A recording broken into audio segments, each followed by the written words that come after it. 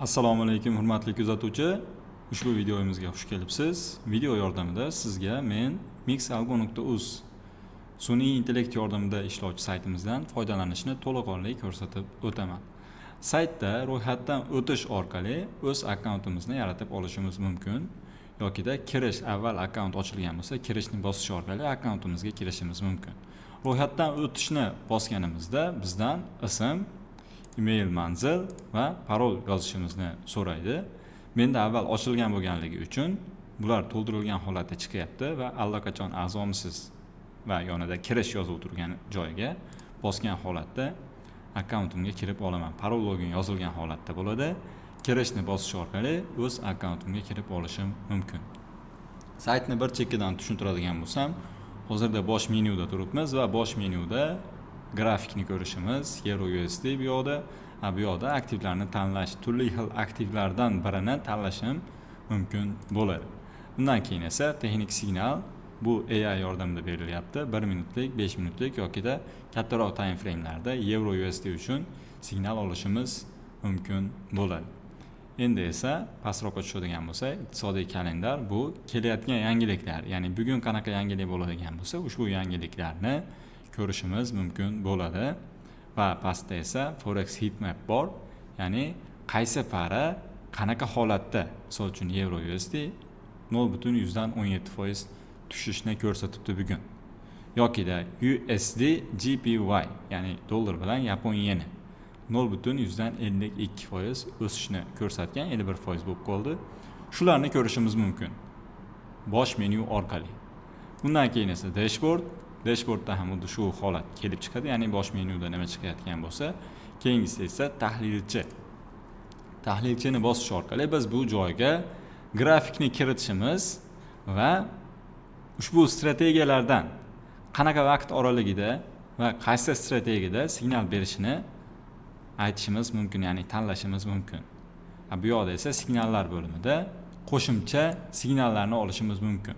Endi bu yerda bizda to'lov qisaqgina ishlatishimiz mumkin bo'ladi, chunki saytni test qilish jarayonida bepul foydalanish holatlarini allaqachon ishlatib bo'lganman.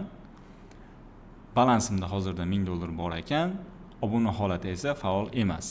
Agarda sizda balansingizda 0 chiqib turadigan bo'lsa, ya'ni obuna holatingiz faol emas deb turgan bo'lsa, bu yoqda balansni to'ldirish joyi bor. Balansni o'zini bosib, adminga yozishni bosadigan bo'lsanglar, Telegram orqali adminlarimizdan biriga bog'lanishinglar mumkin bo'ladi. Balansni to'ldirish uchun. Tez orada esa biz Click, PayMe yoki kripto orqali to'lovlar qabul qilishni ham yo'lga qo'yib qo'yamiz. Ungacha admin orqali hisobinglarni to'ldirishinglar mumkin. Menda hisob allaqachon to'ldirilgan bo'lganligi uchun mana signallar bo'limiga qaytaman. To'lov qilishni so'rayapti.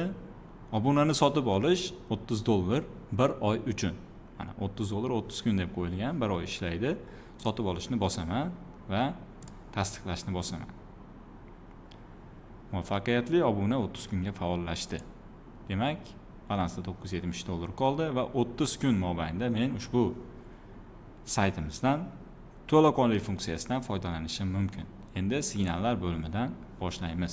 Signallar bo'lmaydi deyapti, chunki hozirgi paytda boshqa foydalanuvchilar faol emas, ya'ni boshqalar olayotgan signallarni berib boradi ushbu qismida. Bu yoqda esa mentor Jarvis deb nom qo'yib qo'yganmiz. Mixalgo ekotizimning sun'iy intellekt mentori va forward by Mixalgo degan yozuv turibdi. Deylik, trading boshlash uchun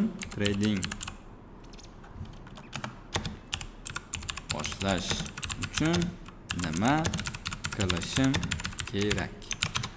Savol berdim va sun'iy intellekt yordamida ushbu savolga men javob olishim mumkin. Sizlarda ham Forexga aloqador yoki tradingga aloqador qanaqadir savollaringiz bo'ladigan bo'lsa, albatta shu joyda yozib qoldirishinglar mumkin bo'ladi. Bu mentor qismi edi, undan keyin esa obuna qismi. Boya obuna bo'ldim. Bu qismidan ham foydalanishni ko'rib chiqdinglar degan umiddaman va keyingi qismi referrallar. Hamkorlik dasturimiz bor. Ya'ni bizning saytimizdan foydalanayotgan foydalanuvchilar o'z do'stlarini taklif qilgan paytda 20% hamkorlik bonusi taqdim etamiz. Ya'ni har bir to'lovdan. Bu yerda to'liq ma'lumotlarni berib o'tganmiz. Shunchaki buni nusxalashinglar va o'z do'stlaringizga yuborishinglar mumkin va ular foydalangan paytda sizlarning balansinglarga pul tushum bo'lib turadi. Bu yerda balansni ko'rsatyapti. Bu yerda esa sozlamalar, yordam markazi va akkauntdan chiqish. Endi dashbordga qaytamiz va hozirda grafikimiz Euro USDda kunlik time frame turibdi ekan, 1 soatlikka o'tkazamiz. 1 soatlikka o'tkazgan holatda rasmga olamiz va ushbu rasmni tahlilchiga yuboramiz. Demak, rasmni tanlash, Euro USD parasi tanlandi. Scalping, intraday, swing. Qaysi biri uchun analiz olmoqchi bo'lsanglar, shuni tanlashinglar kerak. Menda hozircha scalpingda turibdi, intradayga o'tkazaman. Hop, price action, chart patternlar. Yana bir orta qo'shamiz. Deylik, trend liniyalarni qo'shyapman, soddaroq tushunishga oson bo'lishi uchun. Batafsil, matnsiz, faqat aniq raqamlar deyapti. Faqat signal rejimida. Ya'ni buni yoqib qo'yadigan bo'lsak, faqatgina raqamlar bilan signal beradi. O'chik holatda esa to'laqonli signalni olishimiz mumkin. Bu yerda esa risk menejment, psixologiya, savdo maslahati. Qaysi birini tanlasanglar, shu haqida ham qo'shimcha signal olishimiz mumkin bo'ladi. Deylik, bu yerda yana qo'shimcha savollarni ham kiritib qo'yishimiz mumkin. Indikatorlar nima deyapti? Yokida minimum va maksimum ham aniqla. Tahlilni boshlashni bosaman. Grafikimiz tahlil bo'lmoqda. Tahlil berildi. Kirish nuqtamiz 1.10 dan 1720, stop loss 1.10 dan 1760, take profit 1.10 dan 1650 ni ko'rsatyapti. Joriy vaziyatda Euro USD juftligi pasayish tendensiyasini ko'rsatmoqda. Minimum va maksimumni aniqlashda grafikda so'nggi yuqori nuqta 1.10 dan 1820 atrofida, past nuqta esa 1.10 dan 1580 atrofida joylashgan. Ya'ni boya minimum va maksimumni ham qo'shib ketganimiz uchun uni ham kiritib beryapti. Bozor tuzilmasi haqida, qo'shimcha riskni boshqarish uchun stop loss yaqin joylashtirish haqida va qanaqa pattern yoki qanaqa shakllanganligi haqida. Hozir bu yerda aytyapti, grafikda bosh va yelka shakli paydo bo'lgan. Bu esa pasayish signali hisoblanadi. Shuningdek, narx kanaldan chiqib ketgan va qayta test qilinmoqda. Bu esa pasayish davom etishini ko'rsatadi.